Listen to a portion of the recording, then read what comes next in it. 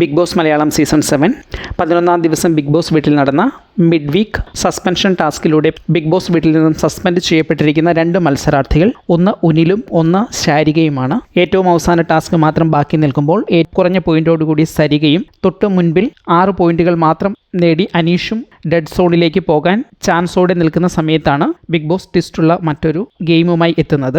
ആ ഗെയിം ഇങ്ങനെയായിരുന്നു: പ്രത്യേക നിബന്ധനകൾക്ക് വിധേയമായി ഒരു ഫിസിക്കൽ ആക്ടിവിറ്റിയിലൂടെ മറ്റു മത്സരാർത്ഥികൾ നേടിയിരിക്കുന്ന കോയിനുകൾ, മറ്റു മത്സരാർത്ഥികൾ നേടിയിരിക്കുന്ന പോയിന്റുകളെ റെപ്രസെന്റ് ചെയ്യുന്ന സ്റ്റോണുകൾ എടുത്തുകൊണ്ടുവന്ന് സ്വന്തം അക്കൗണ്ടിലേക്ക് ചേർക്കാം എന്നതായിരുന്നു. അങ്ങനെ ആക്ടിവിറ്റി ഏരിയയിൽ നടത്തിയ പ്രത്യേക മത്സരത്തിൽ 7 സെക്കൻഡുകൾ അനുവദിച്ചിരിക്കുന്ന സമയം കൊണ്ട് തന്നെ ഒനിലിൻ്റെ കയ്യിൽ നിന്ന് ആദ്യം 9 സ്റ്റോണുകളും പിന്നീട് 2 അല്ലെങ്കിൽ 3 സ്റ്റോണുകളും എടുത്ത് അനീഷ് ഏറ്റവും ഉയർന്ന സ്കോറിലേക്കും പോയിന്റുകൾ കുറഞ്ഞതുകൊണ്ട് തന്നെ ഒനിൽ ഏറ്റവും കുറഞ്ഞ സ്കോറിലേക്കും എത്തി. അങ്ങനെ ആരും പ്രതീക്ഷിക്കാതെ മിഡ് വീക്ക് സസ്പെൻഷൻ ടാസ്കിൽ ഒനിലും ശാരികയും ഡെഡ് സോണിലേക്ക് മത്സരം കഴിഞ്ഞ ഉടൻ തന്നെ ബിഗ് ബോസ് ഇരുവരെയും ബിഗ് ബോസിന്റെ മെയിൻ വാതിലിലൂടെ ബിഗ് ബോസ് വീട്ടിൽ നിന്നും പുറത്തേക്ക് മാറ്റിയിട്ടുണ്ട്.